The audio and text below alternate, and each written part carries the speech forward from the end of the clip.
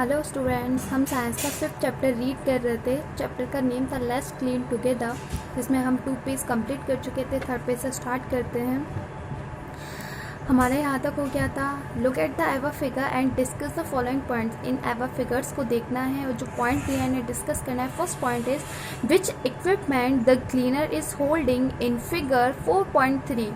Figure 4.3 ने 3 में cleaner ने कौन सा इक्विपमेंट कौन सा विच इक्विपमेंट कौन सा होल्डिंग पकड़ा हुआ है, थामे रखा है। तो फिगर 4.3 आपको यहाँ क्लीनर दिख रहा है। तो क्लीनर के हाथ में क्या है? ये तो मॉडर्न मॉप हो गया है ना। मॉप का मतलब होता है झाड़ू, और ये क्या हो गई? Cleaning machine. ठीक है।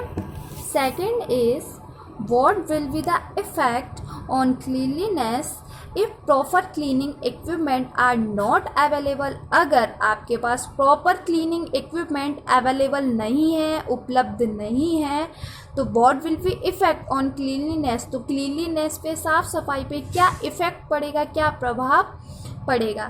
तो अगर हमारे पास प्रॉपर क्लीनिंग इक्विपमेंट अवेलेबल नहीं है तो प्रॉपर क्लीनिंग भी नहीं हो सकती है। ठीक है। Cleanings must be our habit not show off. जो क्लीनलीनेस है वो हमारी क्या होनी चाहिए? आदत होनी चाहिए, नॉट शो ऑफ, दिखावे के लिए नहीं होनी चाहिए। Ganga's brother and bhabhi went on a trip to Chandigarh.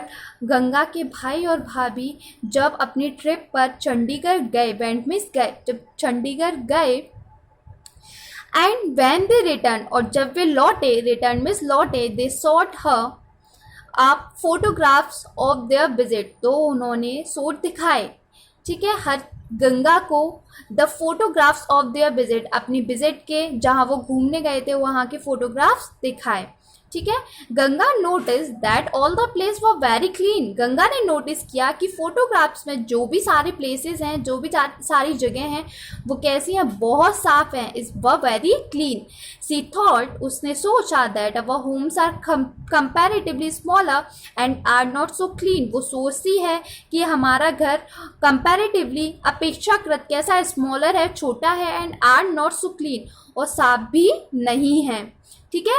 Her brothers friend, उसके भाई का दोस्त, whose house her brother and भाभी हैड विजिटेड, जिसका घर उसके भाई और भाभी घूमने गए थे, was planning to come to Ganga's village for some days. तो उसके भाई का जो फ्रेंड था वो क्या कर रहा था? प्लान कर रहा था। क्या प्लान कर रहा था? गंगा के गांव में कुछ दिन के लिए घूमने आने का प्लान कर रहा था, यानी गंगा के घर आने की योजना बना रहा था। सी थॉट, वो सोचती है, गंगा सोचती है, that they would not feel good about the surroundings. वो सोचती है कि उन्हें अच्छा नहीं लगेगा, नॉट फील गुड, उन्हें अच्छा नहीं लगेगा, वो अच्छा महसूस नहीं करेंगे अबाउट द सराउंडिंग, हमारे आसपास की सराउंडिंग की, क्योंकि यहाँ गंदगी भी बहुत है, हमारा घर भी छोटा है, सब वो सोच रही है। ठीक है। When they come to her home, और जब उसके भाई का फ्रेंड अपनी फैमिली के साथ उनके घर घूमने के लिए आया, she had a conversation with her भाभी। तो गंगा अपनी भाभी के साथ एक कन्वर्सेशन कर रही है, बातचीत कर रही है। क्या बातचीत कर रही है? रिगार्डिंग इज दिस मैटर, जो मैटर वो सोच रही है कि हमारा घर छोटा है, गंदा है, तो इस मैटर के रिगार्डिंग में क्या कर रही है? अपनी भाभी से वो बातचीत करती है। ठीक है। As she was a sensible woman, चूँकि उसकी भाभी बहुत सेंसिबल वुमन थी। सेंसिबल का मतलब हो जाता है बच्चों संवेदनशील, तो उसकी भाभी बहुत संवेदनशील वुमन थी। सी एक्सप्लेन गंगा, उन्होंने गंगा को एक्सप्लेन किया, विस्तार से समझाया, that whether our house is small और बिग, कि अगर हमारा घर छोटा है या बड़ा है, it doesn't matter at all, इसका कोई भी मैटर नहीं है, ये मैटर नहीं करता है, ये कोई भी मायने नहीं रखता है। The most important thing is, और जो मोस्ट इम्पोर्टेंट यानी बहुत महत्वपूर्ण चीज़ है वो ये है कि टू मेंटेन क्लीनलीनेस, कि हमारे घर में साफ़ सफाई कितनी है।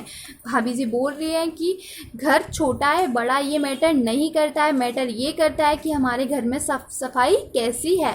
मोर ओवर, फिर भी this should not be done to impress someone, instead it must be a part of our life. वो बोलती हैं कि क्लीनलीनेस और not be done to impress someone, किसी को इम्प्रेस करने के लिए, किसी को प्रभावित करने के लिए साफ सफाई नहीं करनी चाहिए। इंस्टेड, बल्कि इसकी जगह, इंस्टेड में इसकी जगह it must be a part of our habit, ये तो हमारी आदत का एक भाग होना चाहिए, यानी ये हमारी आदत होनी चाहिए साफ सफाई, ना कि किसी को इम्प्रेस करने के लिए हमें साफ सफाई अपनानी चाहिए।